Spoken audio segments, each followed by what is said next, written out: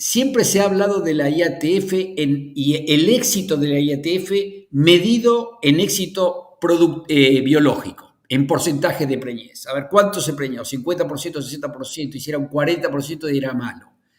Entonces se centró mucho en eso, en lugar de, y creo que esto es lo que hay que revertir, de empezar a explicar y difundir que el éxito de una IATF está en función de la mejora económica productiva que logra en un sistema de cría.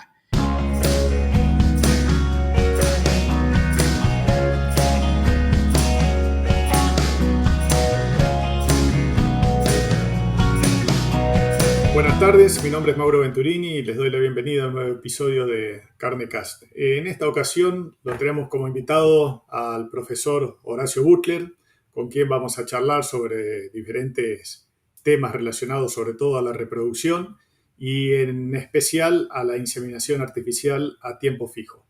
Horacio, buenas tardes y bienvenido. Buenas tardes, Mauro, ¿qué tal? ¿Cómo estás? Un gusto estar acá. Igualmente, el gusto es nuestro y gracias por el tiempo dedicado. Horacio, brevemente, nos podrá comentar cuál es su historia académica y luego profesional, si bien usted ya es una persona muy conocida en el ámbito de la reproducción sobre todo, pero quisiéramos ver un poquito más allá de lo que conocemos en las presentaciones oficiales donde nos solemos encontrar. Ok. Yo soy médico veterinario y me recibí en la Universidad de Buenos Aires en 1979, en la Facultad de Ciencias Veterinarias, por supuesto, con el título de médico veterinario que se otorgaba en ese momento, era así, médico veterinario. Y en 1980, a principios de 1980, ingresé a INTA Balcarce a cumplir una beca de perfeccionamiento, en la cual primero me tuve que hacer un curso de sanidad animal durante 6 meses y después me incorporé al grupo de reproducción que dirigía el doctor Alberio y ahí estuve como becario de iniciación de posgrado en ciclo 1 y ciclo 2 del año 1980, del 80 hasta finales del 86, hasta que después tuve que dejar INTA Balcarce por cuestiones económicas, como suele pasar por ahí en estas situaciones en el país. Y durante mis trabajos en INTA, dirigidos por Ricardo Alberio, básicamente fue el desarrollo de protocolos para agrupar celos, sincronización de celos con prostaglandina F2-alfa. En esa época la inseminación estaba muy acotado solamente prácticamente a vaquillonas en bovinos para carne, me estoy refiriendo. Y para eficientizarla, el uso de prostaglandina ayudaba mucho para disminuir los tiempos de detección de celos. Así que teníamos que desarrollar diferentes protocolos con diferentes dosis, momentos, etcétera, con prostaglandina. Y después tuve que trabajar durante mi estadía en INTA con respecto al anistro posparto en bovinos para carne, cómo poderlo acortar. En ese momento trabajando mucho en destete temporario, o sea, en técnicas de manejo de bajo costo, de costo nulo prácticamente, destete temporario en diferentes situaciones, duración, etcétera, asociado o no al efecto toro. Fueron trabajos que después terminaron siendo temas de la maestría que se puede desarrollar en INTA Balcarce, en la unidad integrada con la Universidad de Mar del Plata. Por ejemplo, varias de destete temporario, la de Ariel Monge con efecto macho, fueron cosas muy interesantes. Y también durante el año 82 hubo un laboratorio francés que trajo un dispositivo intravaginal que son muy parecidos a los que son los actuales, que tienen una forma de Y, y estos eran una espiral que, bueno, muy similar a esto, nada más que era más grande, los aplicadores más grandes. Bueno, y hicimos muchas pruebas para ver cómo preñar más, pero en ese momento no conocíamos no teníamos el concepto de la sincronización de la onda folicular y la generación de una nueva onda para la ovulación de un folículo joven y fértil. Así que teníamos resultados muy dispares, no entendíamos por qué Pero bueno, la cuestión es que ese dispositivo se dejó de utilizar, no se trajo porque costaba $17, en ese momento $17 en Argentina con respecto a la relación carne era absolutamente impensado de poder ser comercializado. Así que eso llevó a desarrollar el uso de esponjas intravaginales como dispositivo. Ahí me enteré que la esponja, que es nada más que simple como la esponja como de un colchón, me enteré que se llama poliuretano flexible a celda abierta. Bueno, trabajamos con eso, yo ya dentro de la actividad privada, pero siempre muy unido a INTA Balcarce, particularmente con el doctor Ricardo Alberio, que lamentablemente lo perdimos el año pasado, y me tocó desarrollar programas y protocolos con el uso de esponjas.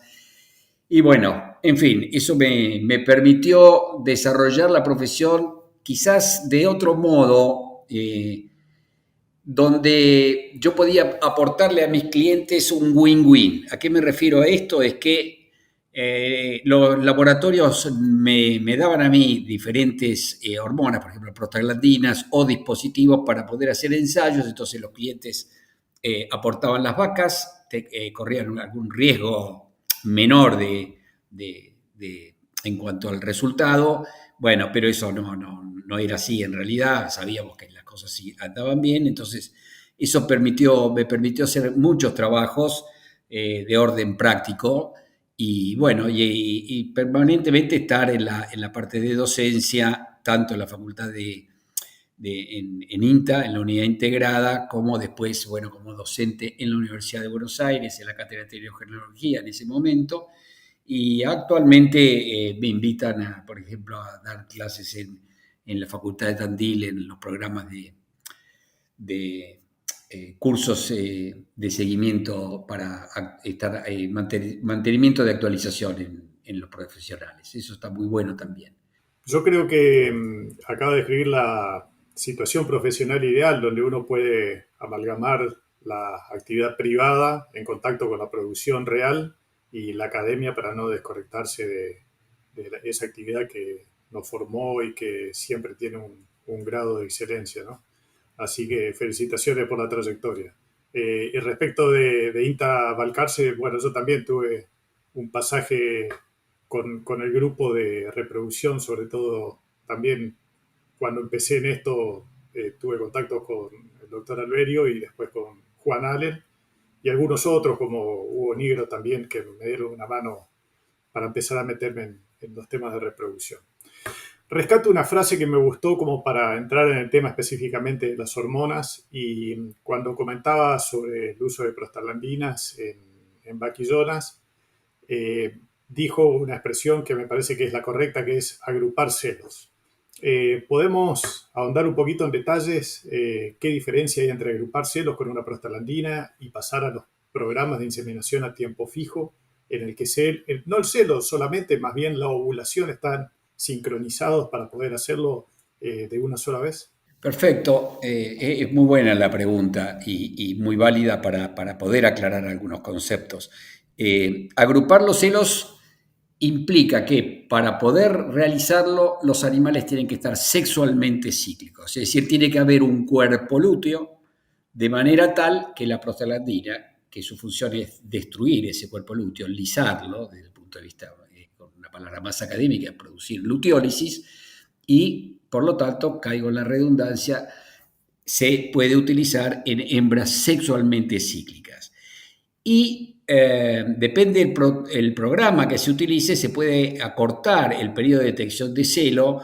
Si estuvieran todas ciclando y se detectara celo sin agruparlos, necesitaríamos en la teoría 21 días, 21 o 24 días para poder detectar todas en celo con una eficiencia de 100% de celo, cosa que no existe en la práctica.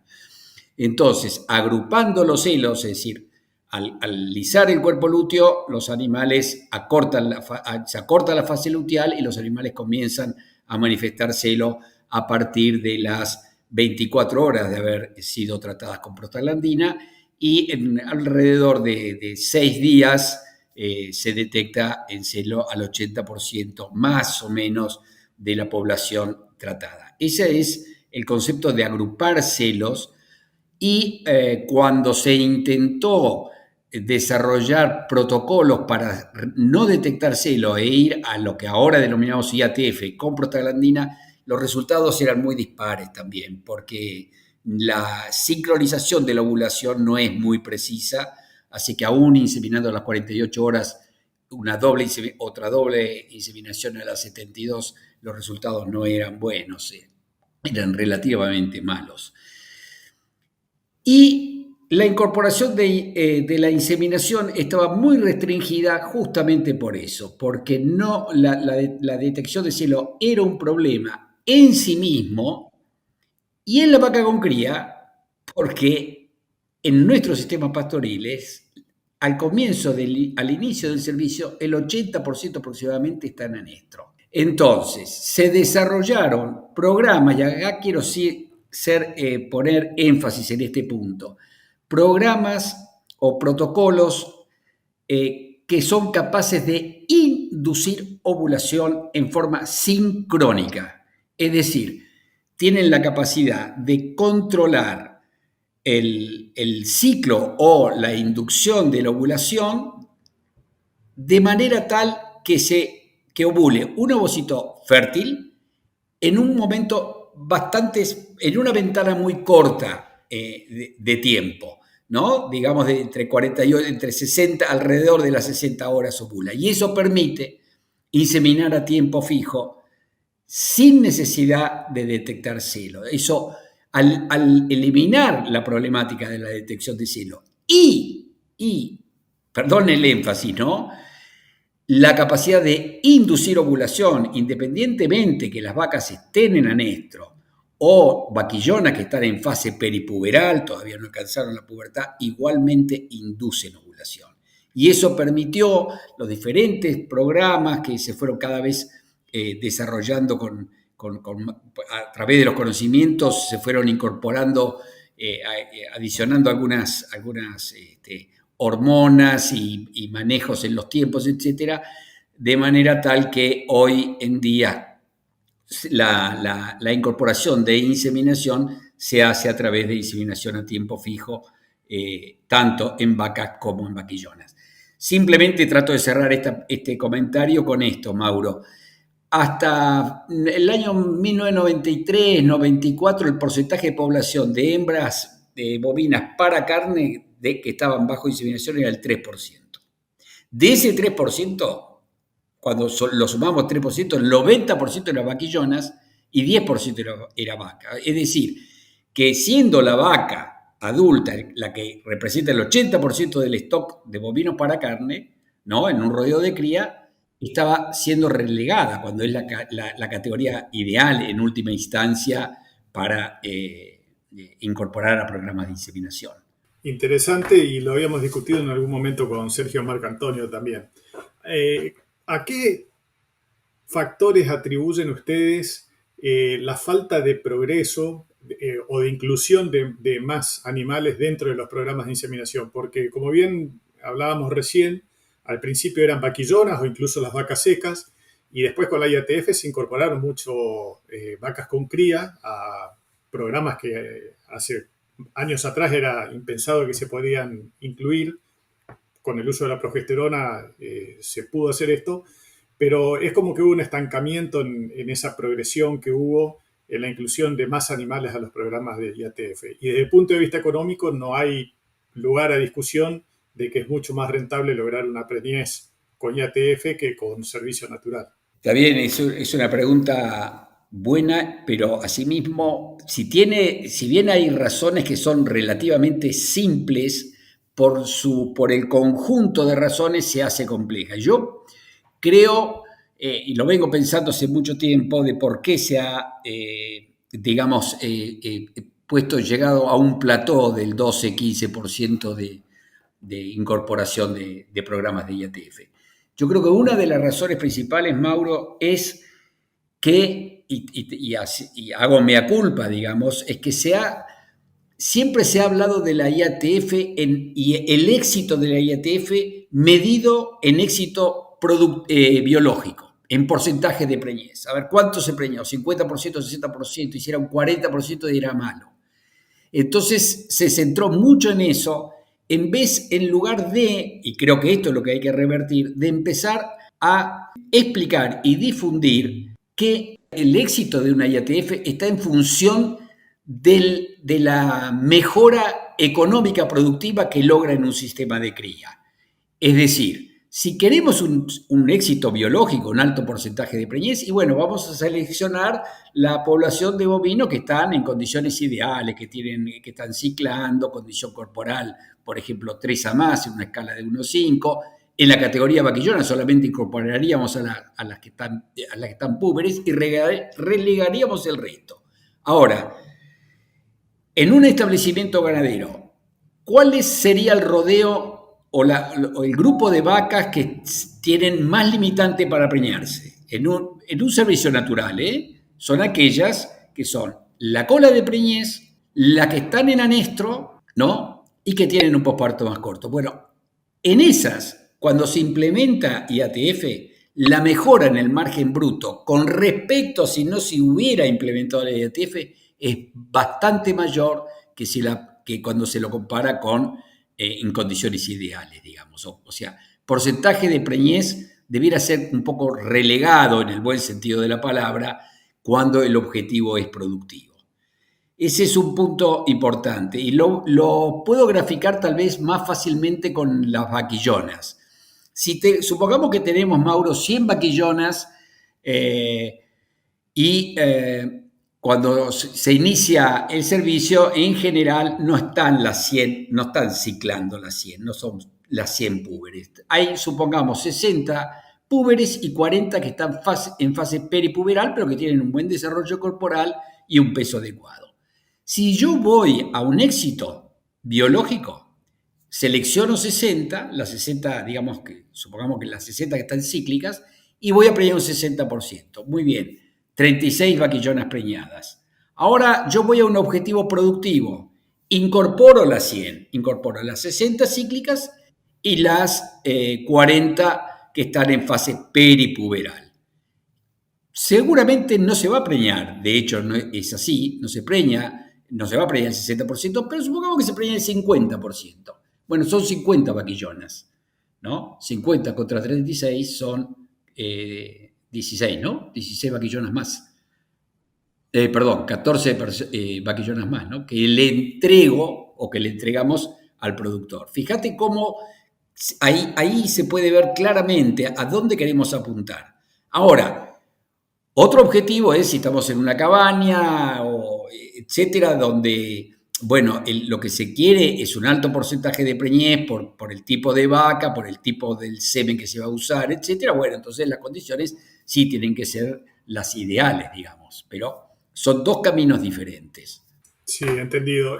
Respecto de la capacitación de personal y gente que está en condiciones de poder llevar adelante la técnica, ¿cómo está la situación actual? Pregunto esto porque cuando yo empecé a trabajar, lo primero que tuvimos que hacer es formar inseminadores, porque no teníamos cantidad suficiente como para poder afrontar las horas de trabajo que eran necesarias cuando venía la demanda, porque además la época de reproducción está muy concentrada, entonces ocurría todo en un periodo muy corto de tiempo.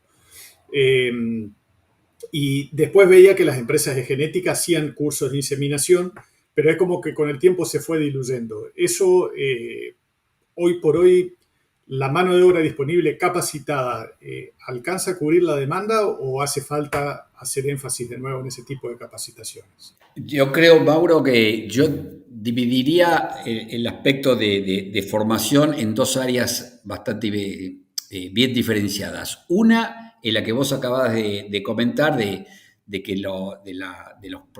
la gente que implementa la inseminación, que tiene que estar capacitada. Ahora, yo creo que los programas de inseminación en sí mismos, los programas de IATF, cada una de las etapas tiene que ser desarrollada por un profesional. Todas las etapas, digamos, el inicio del tratamiento, el final del tratamiento y la inseminación propiamente dicha.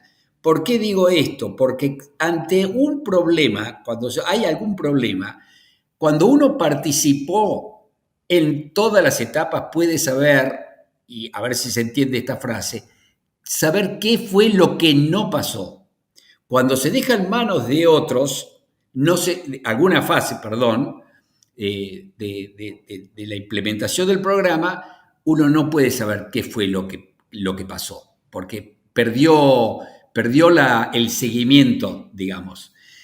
Entonces, yo creo que en los grupos que implementan este tipo de programas ya no hacen los clásicos inseminadores, sino que son casi los mismos profesionales los que están implementando la inseminación, la maniobra de inseminación propiamente dicha. Acá tenemos un problema en cuanto creo que hay un problema en la formación, estamos teniendo problemas en la formación de profesionales, no en cumplir un protocolo, sino en por qué utilizar ese protocolo, el por qué, no por tenerlo escrito, sino el criterio para poder resolver problemas y después para poderle explicar al productor de por qué utilizar ese protocolo, y lo que podemos ahondar más aún es por qué hacer IATF, por qué. Y me parece que ahí hay una falla, tenemos una falla de poder transmitir eso. Entonces ahí creo que tenemos un desafío.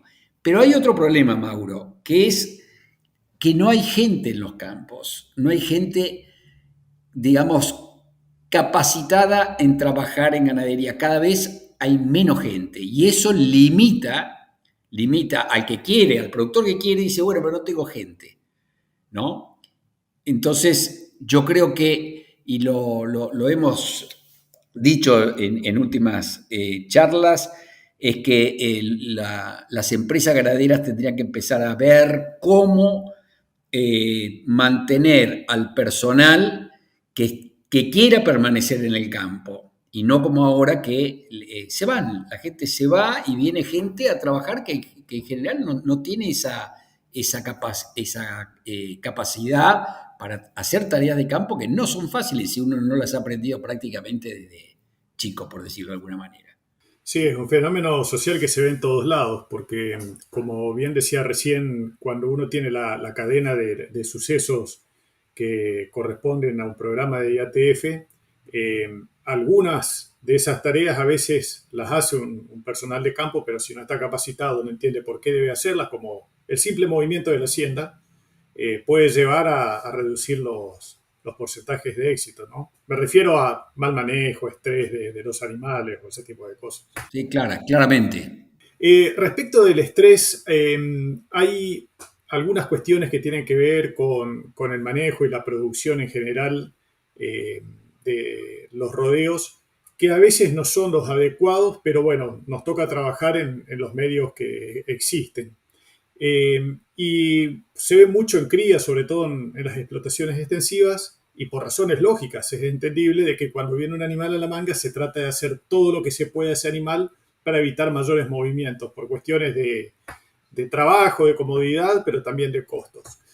¿Cómo juega el hecho de que se hagan algunas aplicaciones sanitarias al momento de sincronizar, o incluso lo vi en el mismo momento que se insemina, como vacunaciones, aplicaciones de minerales u otro tipo de tratamientos?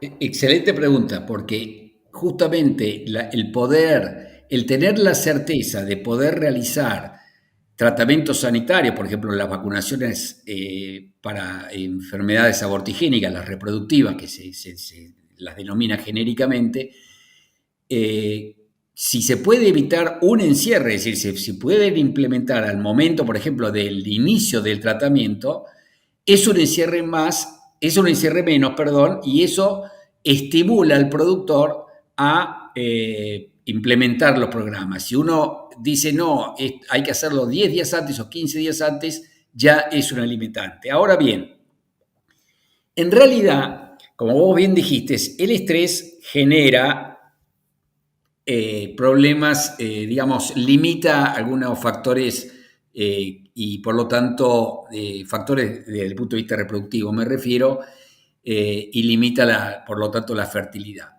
Entonces, las vacunaciones ejerce un efecto negativo, no hay trabajo, no hemos hecho trabajos, ¿no? En poder comparar qué es lo que pasa cuando se incorpora una vacunación al momento del tratamiento con respecto a si no se incorpora.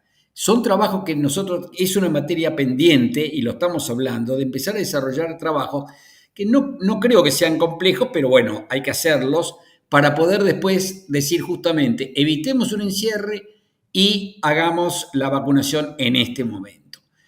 Porque hasta ahora cuando nos preguntan, ¿y podemos vacunar? Y uno se defiende y dice, preferentemente no. Y ahí ese preferentemente no es una contestación sin que tengamos muchos fundamentos. No tenemos muchos fundamentos. Cuando decimos, bueno, vamos a hacer la vacunación al final del tratamiento o al momento de la IATF, todavía tenemos más sospechas de que puede fallar. Entonces, creo que podríamos empezar por la primera parte, es decir, la asociación de tratamientos sanitarios al inicio del tratamiento para IATF. Pero estos son deudas pendientes y creo que es importante porque puede llegar en muchos casos a limitar, por ejemplo, la cantidad de rodeos a inseminar. De hecho, a nosotros nos pasa que dicen, no, queremos hacerlo, pero si no podemos hacer tal cosa, vamos a bajar el número de rodeos. Bueno, referente a las vacunaciones, además cabe agregar de que para tener una buena cobertura, al menos la primo vacunación debería anticiparse unas 3 semanas a la inseminación o a la práctica reproductiva, ¿no? Para darle tiempo al animal de que tenga el pico en la curva de anticuerpos que proteja justamente contra esa enfermedad. Esa es otra cara de la moneda que está muy buena, porque en cuanto se podría disminuir el efecto inmunogénico cuando se asocia en situación de estrés. Eso creo que se discute bastante en los feedlots, ¿no? Si tratar a la llegada 6 días después, 15 días después, hasta que bajen los niveles de cortisol, ¿no? Sí, tal cual. Horacio, hoy cuando hablábamos de IATF en algún momento se mencionó la palabra ventana, refiriéndonos al periodo en horas de la ovulación. Dentro de esa ventana de horarios de ovulación tenemos que lograr una sincronía con la llegada del espermatozoide para que se produzca la fecundación. Desde que se comenzó con la IATF hasta la fecha, los porcentajes de preñez fueron incrementándose gracias a que esa ventana fue cada vez más chica, o a veces no cada vez más chica, pero se supo con más certeza cuándo comienza y cuándo termina el periodo potencial de ovulación, y nos valimos de la utilidad de un montón de hormonas y combinaciones y modificaciones de protocolos para hacer esos ajustes. ¿Cree usted que llegamos al techo biológico de preñez usando esta tecnología o hay todavía espacio para crecer? Hablando siempre de medios artificiales y de tiempo fijo. Yo creo que, Mauro, bueno, no puedo hacer futurología, yo creo que con con todo lo que sabemos y con todo lo que tenemos a disposición, yo creo que hemos llegado a los niveles de fertilidad máximos o promedios respectivo a la especie. Es decir, más o menos la fertilidad de la especie bovina, el índice está alrededor de 0,6. Y hoy, si buscamos el techo de preñez con IATF, se logran 60% de preñez, porcentaje de preñez en una sola inseminación, hasta 70%. Pero, es decir, tratando de responder la pregunta diciendo, yo creo que sí, que llegamos a un techo, creo que es una cuestión biológica, hay una pérdida de embrionarias que son, entre comillas, naturales. Después podríamos hablar un poco más, pero yo creo que estamos en el techo porque llegamos a la fertilidad de la especie bovina. Pero cuando se tienen resultados muy altos, 60%, 65%, yo creo que es importante recalcar al productor lo siguiente. Estos son muy buenos resultados, pero son difíciles de que siempre se repitan esto. Es decir, no, que no decir, ¿vieron? Se preña el 60%, porque al siguiente año puede haber diferentes factores, ¿no?, que interaccionan con la fertilidad, qué sé yo, la temperatura, la calidad forrajera que hubo según régimen de lluvia, etcétera, etcétera, y los resultados pueden ser menores. Entonces, eso hay que recalcarlo para que después no hayan decepciones, porque cuando un empresario cae en una cierta desilusión porque no se cumplió lo que primero había obtenido, entonces puede empezar a decir, no, esto no es tanto como yo creía que era, y sin embargo sigue siendo tanto como debe ser. Sí, sí, tal cual. Me ocurrió, lo sufrí en carne propia, así que entiendo perfectamente y comparto la idea. Horacio, me gustaría pasar al tema de las hormonas o combinaciones de hormonas que usamos en los protocolos, como lo mencionamos recién, pero como nos va a demandar un poco más de tiempo del que tenemos disponible, lo vamos a dejar para un próximo episodio. Pero no quisiera cerrar este episodio sin antes volver al tema de la ventana de tiempo que tenemos para inseminar. Es una pregunta recurrente porque la comparto con quienes puedo, porque es una duda casi existencial que yo tengo. Y la pregunta es la siguiente. Yo también comparto la idea de que llegamos a un techo biológico en cuanto a la hembra, pero creo que hay todavía posibilidades de crecer si trabajamos un poco más en el otro factor que es el semen que utilizamos. Hay algunas cuestiones en el plasma seminal, algunas proteínas que juegan en los tiempos de capacitación y de supervivencia del semen. ¿Qué opinión tiene al respecto de esto? Voy por la primera parte, por la ventana. Nosotros pudimos, en nuestro grupo de trabajo Sincrobac, que es la sociedad que yo dirijo, digamos, en todos los campos en que implementamos la IATF y que los animales están con identificación electrónica, nos ha permitido evaluar la fertilidad que hay en las diferentes horas. Por ejemplo, comenzamos a las 48 horas y terminamos a las 53, 54 horas de inseminar, porque en general trabajamos con una población grande de animales, y lo que hemos visto es que no tenemos diferencias de fertilidad según 48 horas, 49, 50, 54, 55 horas. Así que la ventana es bastante amplia, de 48 a 56 horas la fertilidad es similar. Obviamente que es muy dependiente del semen, ¿no? Cuando el semen no tiene muy buena fertilidad y la ventana es más corta, tendríamos que, si yo supiese que es de baja fertilidad la IATF, iría a una ventana de 52, 54 horas, tratar de arrimarme más a la ovulación, como se hace cuando se utiliza semen sexado, ¿no es cierto? Se retrasa mucho más. Esa era la pregunta. La otra, la que le seguía era, Mauro. No, respecto sí, podemos trabajar en cuanto a calidad seminal, atendiendo sobre todo el contenido del plasma seminal, que uno siempre lo consideró como, yo lo había estudiado en algún momento en fisiología, secreción de glándulas sexuales accesorias, pero nunca se le dio mayor importancia que eso, y hoy se sabe que tiene mucho que ver con los tiempos de capacitación y de supervivencia de los espermatozoides, porque interfieren de alguna manera en la reactivación y en el resguardo de energía para cuando realmente lo necesitan. Sí, claramente, lo que vos estás diciendo, sí, yo creo que el techo podría, digamos, levantarse o la fertilidad podría mejorarse trabajando más sobre lo que vos acabas de decir, sobre la parte seminal, ¿no? Y también esto quizás nos hace también pensar en algunos aspectos respecto al semen o al toro. Hay toros que son de alta fertilidad y hay toros que parecería ser que son capaces de generar un embrión más viable que otros. Por ejemplo, bueno, vos lo debés conocer, a Poller, está trabajando, el grupo de él está trabajando mucho sobre eso y están observando de que hay genes que participan en la viabilidad embrionaria porque la placenta, bueno, eso es un tema que vos lo debés dominar mucho mejor que yo, la placenta digamos, está influenciada a su desarrollo por los genes paternos.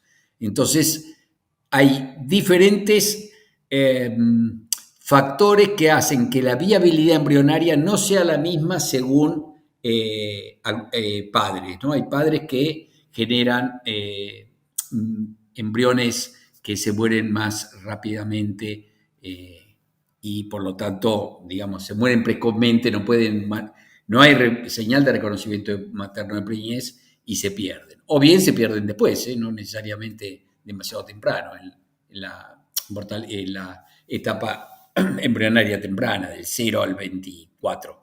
Sí, sí, tal cual, tal cual.